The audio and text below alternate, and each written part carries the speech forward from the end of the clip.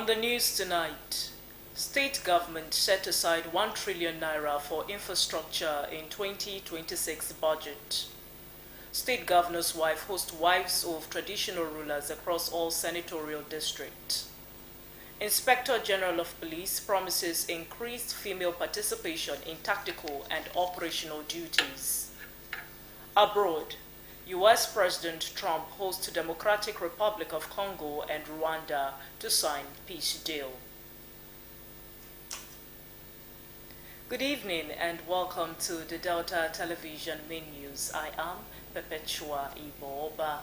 You can also follow our news online on Facebook at Delta Broadcasting Service Asaba and on YouTube at Delta Broadcasting Service Asaba or visit our website. And to the details. The state government has confirmed that about 1 trillion naira is allocated for infrastructure in the 2026 budget. Commissioner for Works, Rural Roads and Public Information, Mr. Charles Anyago disclosed this while inspecting road projects in Delta South and Delta Central Senatorial Districts. Ejime Udweme reports.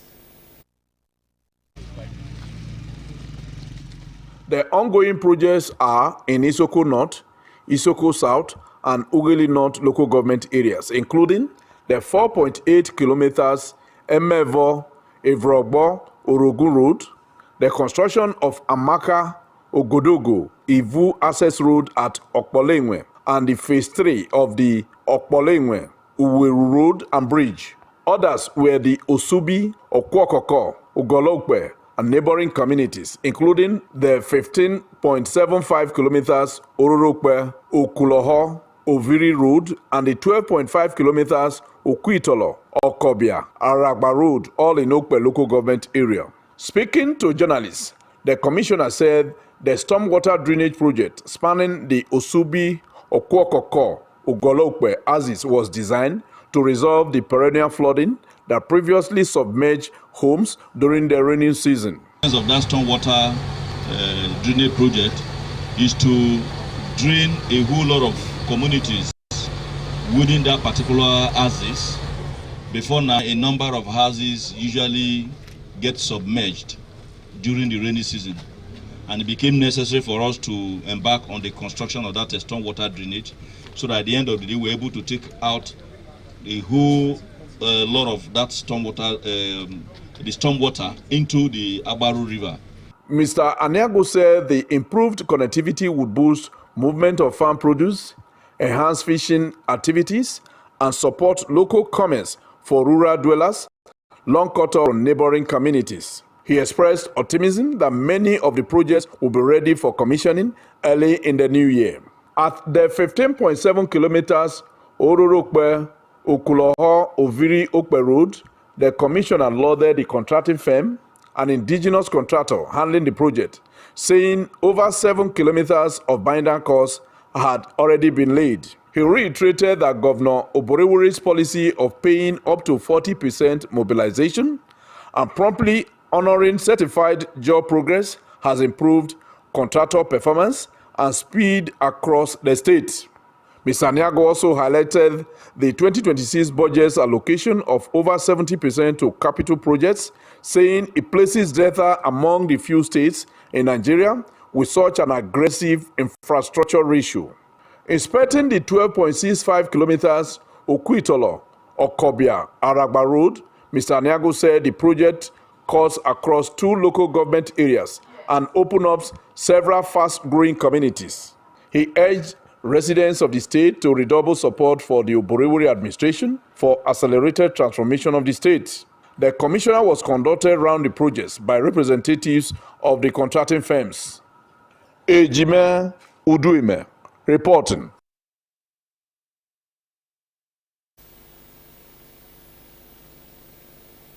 The state government has appealed to community stakeholders to respect existing laws and avoid actions that could trigger conflict in their areas. The call is part of renewed efforts at curbing rising tensions and promoting peaceful coexistence across the state.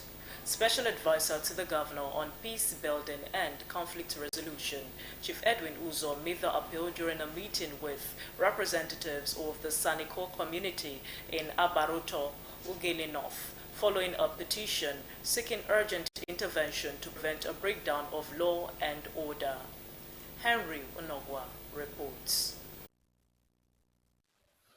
Chief Uzo said government stepped in after report indicated rising disagreements over community election procedures, reminding the community that the Ministry of Women Affairs must be formally notified before any leadership election to ensure transparency and prevent disputes.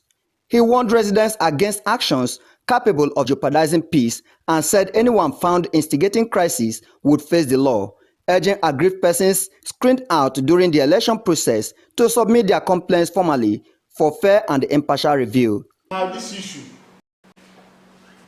I see that the community is divided, and the community is not supposed to be divided. This is community election, where all of you must work together as brothers. As brothers, there's no need dividing the community. We're going to call another meeting, full house, the whole of the executive, elders. Chief Uzo also cautioned that oil-related activities must not create division, stressing that unity remained essential for development. In a separate meeting with Umuchime Ugume community in Ndokwa West local government area, the special advisor said the state peace team had listened to all complaints and would resolve the issue in line with the law. He advised stakeholders to obey constituted authorities and condemned alleged veto actions by the Onotuku, urging inclusive leadership, even as he directed the community to clarify rules, set up a 5-man committee, and include an aggrieved elder. For we to allow peace to reign, that slot will remain so. Make the people where they deny through the old man, let them make the nomination. When I talk to her, the man will come down, let him make the nomination so that he will be part of the CDC. Yes, sir. Because I believe that now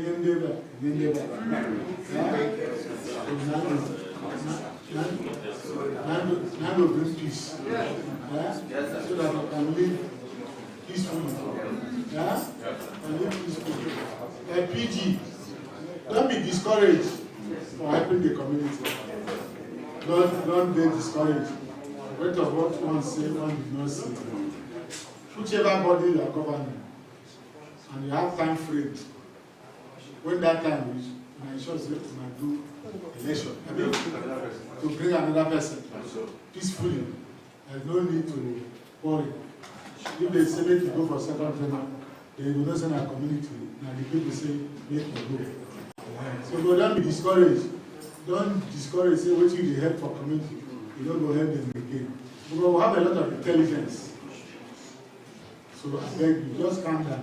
It's always like that. Always like that. Yeah? Representatives of the communities thanked the government for its intervention and the pledge to maintain peace. Henry Onogwa reporting. Institutions in Akukuibo community in Oshimili North local government area have been urged to place value, reconstruction, and civic responsibility at the center of their development efforts. The advice came from the head of the Department of Mass Communication in the Dennis Osadibe University, Asaba, Professor Joyce Ogweze, at a public lecture and grand reception in honor of Ms. Chelsea Iwanyi at the Akukuibo Community Town Hall. Henry Onogwa reports.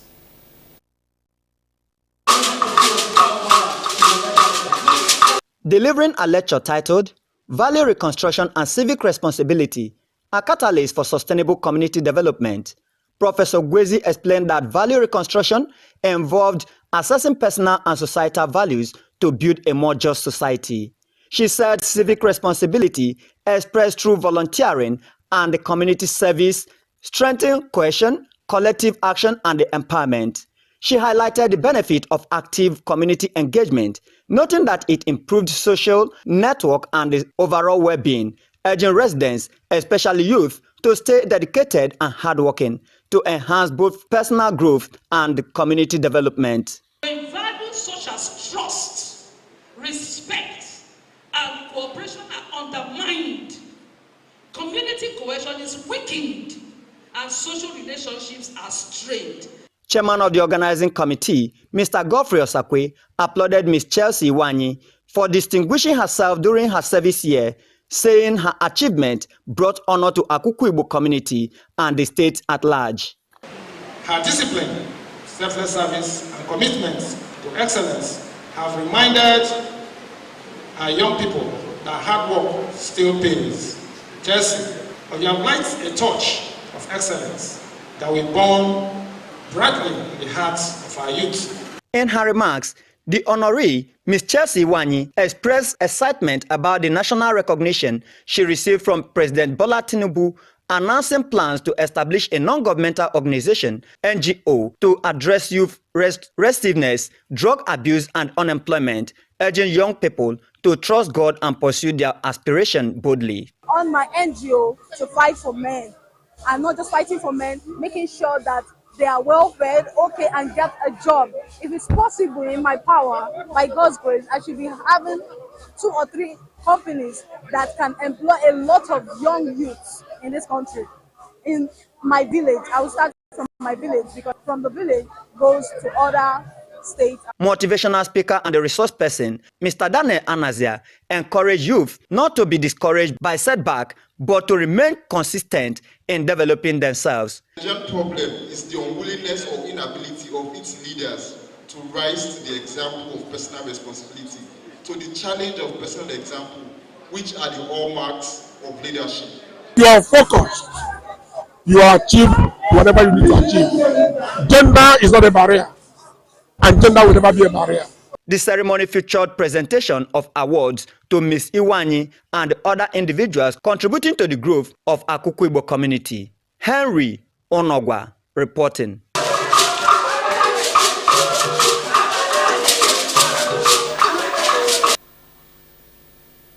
The wife of the state governor and founder of the Yomate Charity Foundation, Deaconess Tobore Oborewori, has hosted an end-of-year banquet for wives of traditional rulers from the 3 senatorial districts with a call for unity and love to advance the More agenda.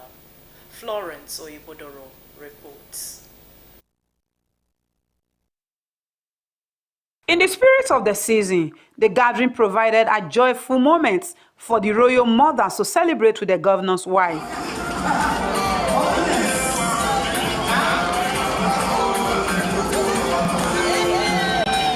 Addressing the guests, Deaconess Oborewori highlighted the crucial role traditional institutions play in sustaining peace, culture, and moral values in communities. She described the royal mothers as pillars of stability, central to nurturing responsible families and a progressive society. The governor's wife emphasized the importance of collaboration in tackling social challenges such as youth restiveness, gender-based violence, and the welfare of vulnerable groups, reaffirming the administration's commitment to inclusive governance. Today, we celebrate the peace and progress bring witness across our various communities, and we meet to recognize the uniqueness of one another. We will all eat, drink together, and receive little token to take home. More importantly, we have assembled here to receive brief updates from our respective communities and brainstorm ideas during our interactive session that will chart the way forward for the year 2026. Earlier, the special advisor to the governor on women development, Chief Eunice Anira, commended Deaconess Oborewori for her selfless service, while the president of the Association of Traditional Rulers' Wives, Mrs. Ofejiro Ogbogbo, praised her support for the More agenda and pledged continued backing for the administration. In this season, let us arise with renewed strength to uphold our kingdom and dismantle every plan of the enemy against the peace of our children, our communities, our kingdom, and Delta State.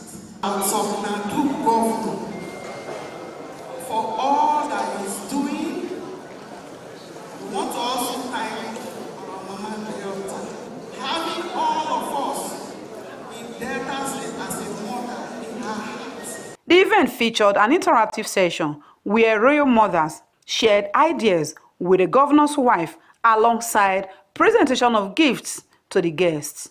With renewed commitment from the royal mothers and the governor's wife's assurance of continued collaboration, Delta State is now marching into the new year with unity and shared purpose. Florence Oibodoro reporting.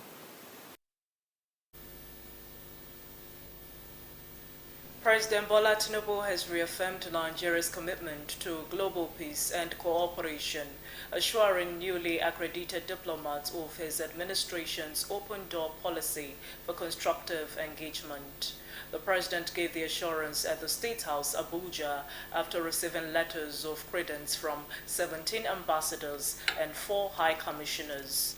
He said Nigeria values its long-standing partnerships and will continue to deepen cooperation in areas such as trade, energy, technology, agriculture, and defense. President Tinubu emphasized that strengthening democratic institutions, driving economic reforms, and building and enabling environment for investment remains top priorities of his administration. Speaking on behalf of the envoys, the ambassador of Japan, Mr. Suzuki Hideo, commended President Tinubu for what he described as his visionary leadership, economic reforms, and efforts to improve national security. He pledged stronger collaboration between their countries and Nigeria.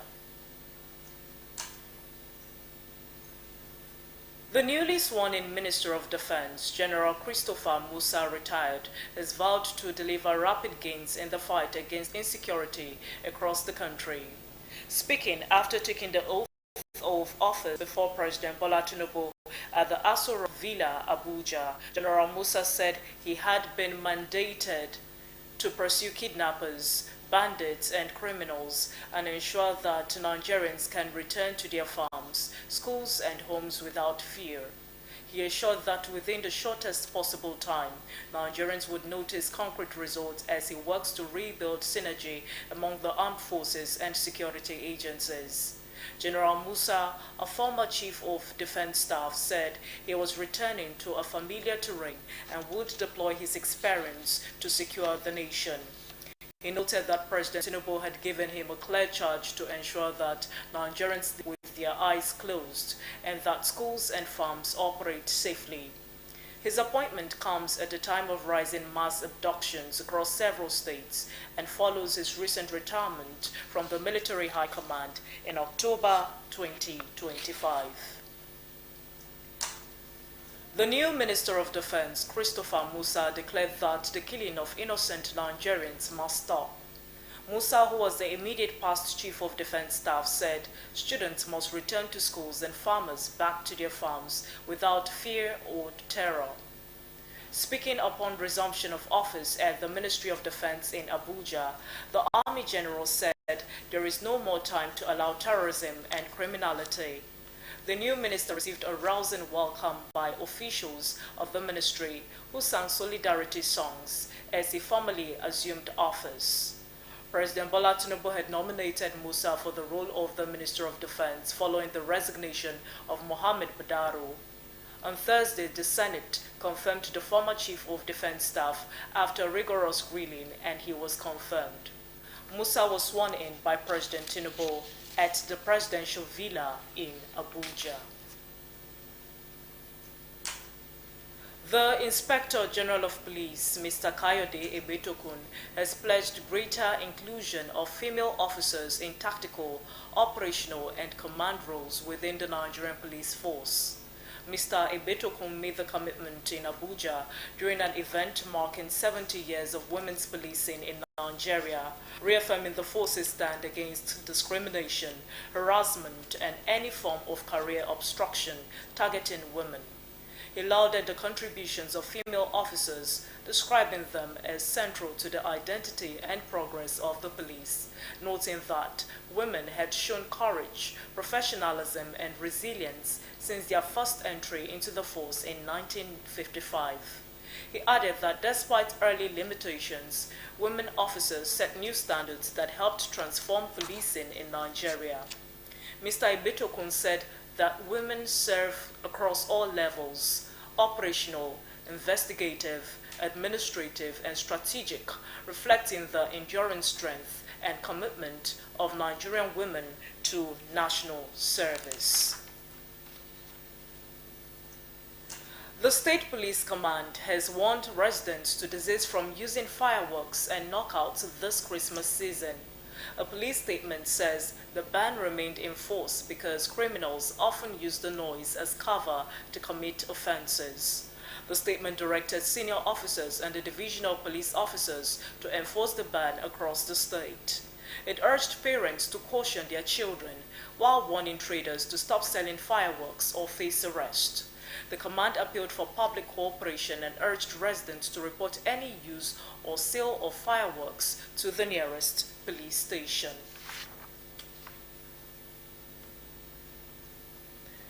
The Petroleum and Natural Gas Senior Staff Association of Nigeria, PENGASSN, has warned that low pay and harsh economic conditions may force skilled oil and gas workers to leave the country. President of the union, Mr. Festus Osifo, raised the concern after its National Executive Council meeting in Abuja. Mr. Osifo said Nigerian engineers and specialists perform the same duties as their counterparts in countries like the United States and the United Arab Emirates, but earn far less. He urged companies in the sector to review wages to retain talent. He also called on the government to take stronger action against terrorism and kidnappings, stressing that insecurity continues to undermine economic progress and living conditions. The Nigerian Labour Force, NLC, has raised alarm over the rising wave of kidnappings and violent attacks across the country. The Labour body warned and said it was ready to declare a national day of mourning and mobilize workers for nationwide protests if the situation persists. The NLC president, Comrade Joe Ajaero, stated this at the opening session of the NLC National Executive Council NEC meeting held in Lagos, described the country as under siege while expressing concern over recent school kidnappings and the withdrawal of security operatives before attacks. He called for urgent investigations into possible negligence or sabotage within the security apparatus. Activities marking the Christmas and end-of-year get-together of the University of Port Harcourt Uniport Alumni Association Asaba branch will take place tomorrow. A statement says the day will kick off with a health walk at 8 a.m., with participants expected to wear the Uniport t-shirts. The evening session will take place at the Bristles Hotel Asaba at 5 p.m., featuring an old-school night with popular entertainer DJ White.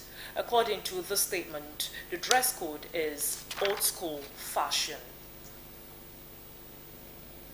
You are watching the Delta TV main news at 8. Still to come, U.S. President Trump hosts Democratic Republic of Congo and Rwanda to sign peace deal. Details of this and more after the break.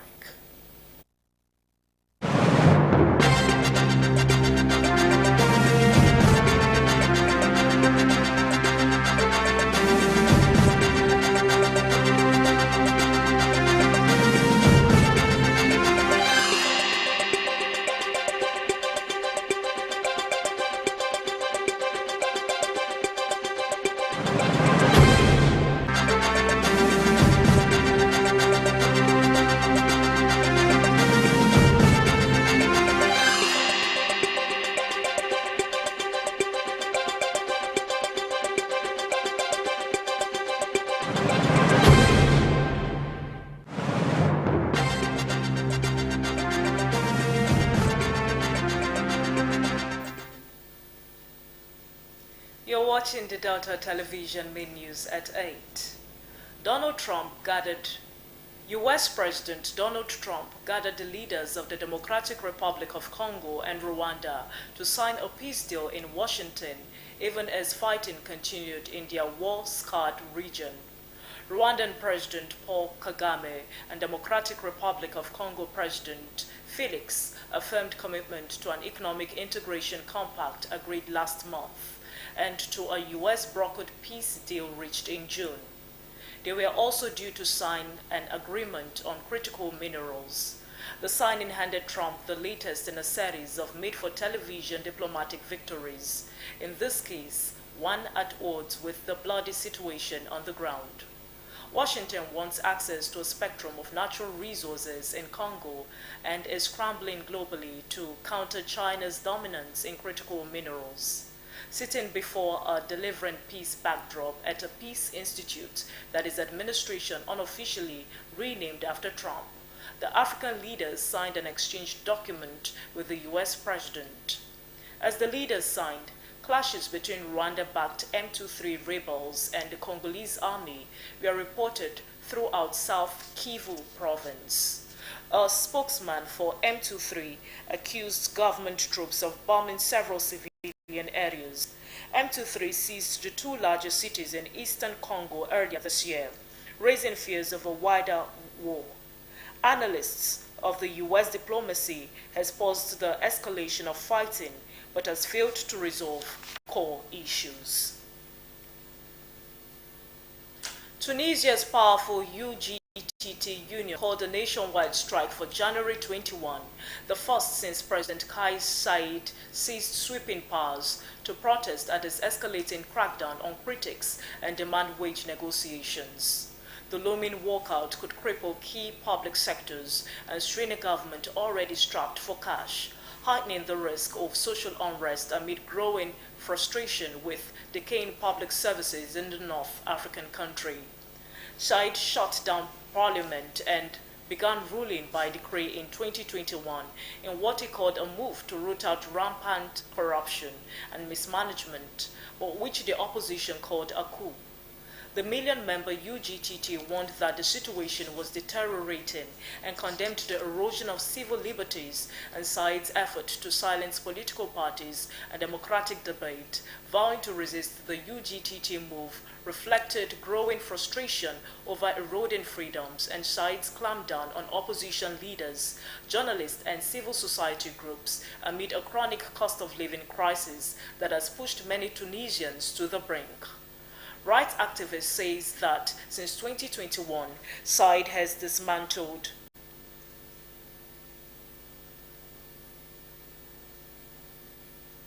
Rights activists says that since 2021, Said has dismantled or sidelined opposition parties and civil society groups, including the UGTT, jailed top opposition politicians and tightened control over the judiciary. Said has denied interfering in the judiciary, but said no one is above the law. The Nigerian Association of Chambers of Commerce, Industry, Mines and Agriculture, NASIMA, in collaboration with the Nigerian Export Promotion Council and the Nigerian Customs Service, has unveiled a new framework aimed at strengthening agricultural trade facilitation and boosting Nigeria's export competitiveness. The launch took place in Lagos during an event themed Strengthening ECOWAS Agricultural Markets to Drive Food Security and Regional Prosperity. Speaking at the event, NASIMA President Mr. Jani Ibrahim said the initiative aligned with national efforts to unlock the country's agricultural potential and expand economic opportunities across the value chain. He noted that the agro-trade corridor comes at a critical time for West Africa as the region seeks coordinated strategies for stronger food systems, stressing that Nigeria had the capacity to not only feed itself but support the continent. Project leader for Enhanced Agribusiness Trade, FAT Nigeria, Mr. Arne, and NEPC's Principal Trade Promotion Officer, Mrs. Nancy Okpa, described the program as a major step towards improving regional food markets, easing trade bottlenecks, and creating new opportunities for small and medium-sized enterprises, including women and youth-led agribusinesses. They said the framework would enhance cooperation among institutions, improve cross-border processes, and move the region closer to an integrated West African agricultural market. In sports, Fulham are preparing to make Samuel Chukwueze's loan more permanent following the Nigerian winger's impressive form at the club. Chukwueze, who joined Fulham on a season-long loan from AC Milan, has quickly become a key player under manager Marco Silva. The Super Eagles star had scored 2 goals and provided 3 assists in just 7 Premier League appearances, prompting the London club to consider activating a deal worth about €28 million to keep him permanently. His strong performances have boosted Fulham's attacking options this season. Chukwueze currently featured alongside fellow Nigerians Alex Iwobi and Calvin Bassey, strengthening the club's Nigerian presence. He is also expected to depart later this month for international duty with the Super Eagles. Our thoughts for the day. Love is not just a feeling. It's a choice to nurture and cherish another soul, making every day a gift of connection and understanding. Now for a rundown of the major stories in our bulletin this evening. The state government has confirmed that about 1 trillion naira is allocated for infrastructure in the 2026 budget. Commissioner for Works, Rural Roads and Public Information, Mr. Charles Anyago disclosed this while inspecting road projects in Delta South and Delta Central senatorial districts. The wife of the state governor and founder of the Umatu Charity Foundation, Deaconess Tobore Oborewori, has hosted an end-of-year banquet for wives of traditional rulers from the 3 senatorial districts with a call for unity and love to advance the More agenda. The Inspector General of Police, Mr. Kayode Ebedokun, has pledged greater inclusion of female officers in tactical, operational and command roles within the Nigerian police force. Mr. Ebetokun made the commitment in Abuja during an event marking 70 years of women's policing in Nigeria, reaffirming the force's stand against discrimination, harassment, and any form of career obstruction targeting women.